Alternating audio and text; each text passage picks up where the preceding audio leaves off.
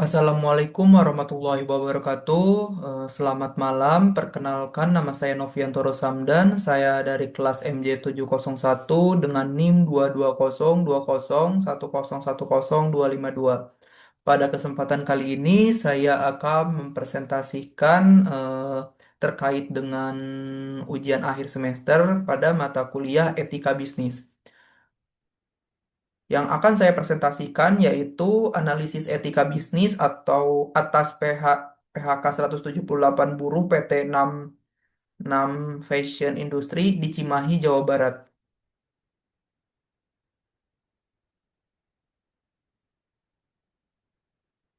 Untuk latar belakang kasus, PT 66 Fashion Industry di Cimahi, Jawa Barat menghentikan kegiatan produksinya, sehingga 178 buruh terkena pemutusan hubungan kerja atau PHK. Kasus ini penting untuk dianalisa karena PHK tidak hanya berdampak pada hubungan kerja, tetapi juga menyangkut aspek moral, keadilan, dan tanggung jawab sosial perusahaan. Dalam etika bisnis, keputusan perusahaan harus mempertimbangkan dampaknya terhadap pekerja, konsumen, masyarakat, dan keberlanjutan bisnis itu sendiri. Untuk rumusan masalah, ada tiga rumusan masalah. Yang pertama, bagaimana kasus PHK 178 buruh ini dianalisis menggunakan teori etika bisnis. Yang kedua, apa dampak PHK terhadap bisnis, konsumen, dan masyarakat. Yang ketiga itu adalah apa solusi berbasis etika bisnis yang dapat diterapkan untuk menyelesaikan permasalahan ini.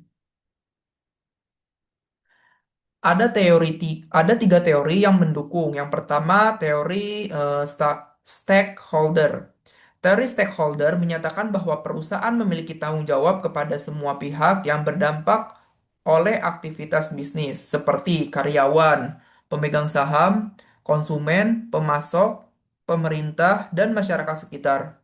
Dalam kasus ini, 178 buruh adalah stakeholder utama yang paling terdampak. Jika perusahaan menghentikan produksi tanpa komunikasi yang baik dan tanpa perlindungan yang layak bagi pekerja, maka perusahaan dianggap belum menjalankan tanggung jawabnya secara etis.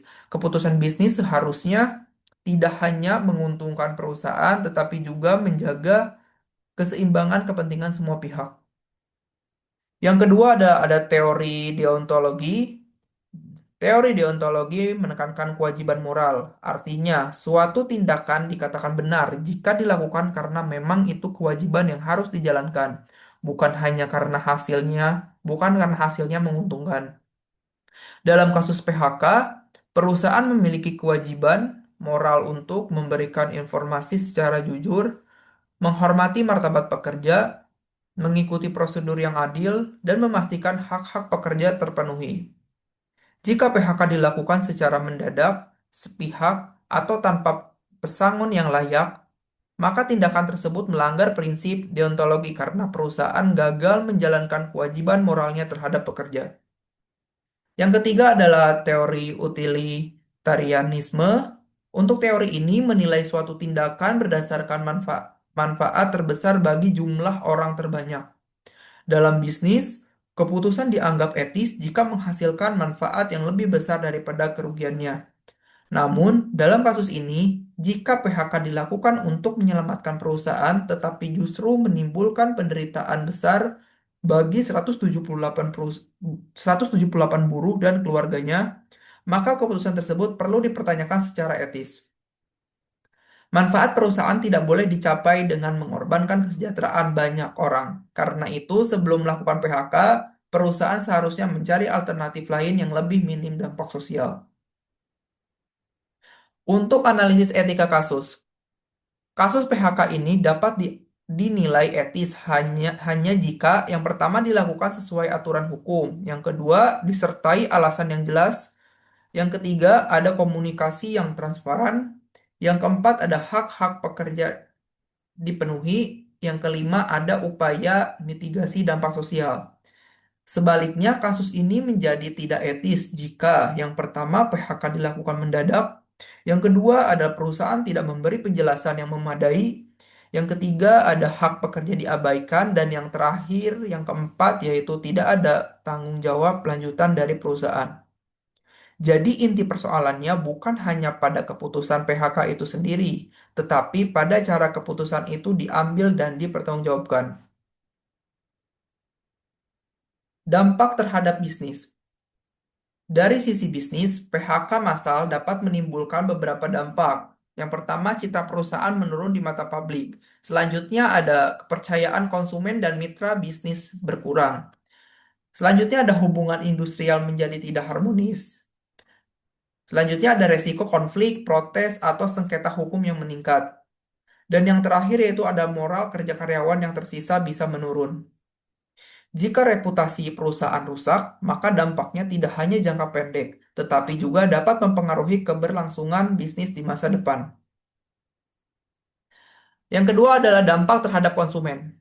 Dari sisi konsumen, penghentian produksi dapat menyebabkan terganggunya pasokan produk, keterlambatan pemenuhan pesanan, berkurangnya pilihan produk, dan menurunnya kepercayaan terhadap merek. Konsumen saat ini juga semakin peduli terhadap etika perusahaan. Jika perusahaan dinilai tidak memperlakukan pekerjanya secara adil, sebagian konsumen dapat berpindah ke merek lain yang dianggap lebih bertanggung jawab secara sosial. Ada dampak terhadap masyarakat.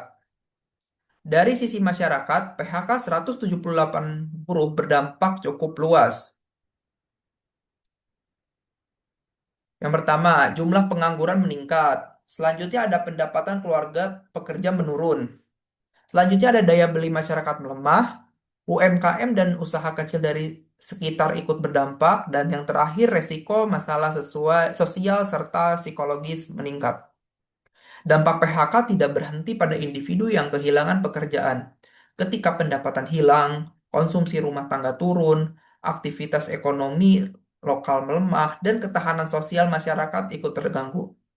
Literatur literatur juga menunjukkan bahwa PHK massal dapat menurunkan konsumsi, daya beli, dan pertumbuhan ekonomi melalui efek multiplier.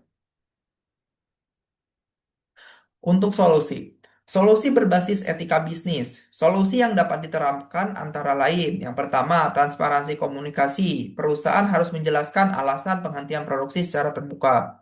Yang kedua, ada pemenuhan hak pekerja. Pesangon, kompensasi, dan hak normatif harus diberikan. Yang ketiga, ada PHK sebagai pilihan terakhir. Perusahaan harus mencari alternatif lain sebelum memutuskan hubungan kerja. Yang keempat, ada pelatihan dan penyaluran kerja. Perusahaan dapat membantu pekerja beradaptasi dengan pekerjaan baru.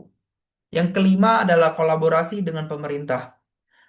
Bekerja sama dengan dinas tenaga kerja atau lembaga pelatihan untuk mengurangi dampak sosial. Solusi-solusi ini menunjukkan bahwa perusahaan tetap menjalankan tanggung jawab moral meskipun sedang menghadapi kesulitan bisnis. Yang terakhir yaitu kesimpulan. Kasus PHK 178 buruh di PT 66 Fashion Industry merupakan isu etika bisnis karena menyangkut keadilan, tanggung jawab, dan dampak sosial. Berdasarkan teori stakeholder, deontologi, dan utilitarianisme, perusahaan harus mempertimbangkan hak pekerja serta konsekuensi bagi konsumen dan masyarakat sebelum mengambil keputusan. PHK boleh saja dilakukan jika memang tidak ada pilihan lain, tetapi harus dilakukan secara transparan, adil, dan bertanggung jawab. Dengan begitu, perusahaan tetap menjaga nilai etika dalam menjalankan bisnisnya. Selanjutnya ini adalah 5 sumber atau daftar pustaka yang saya cari.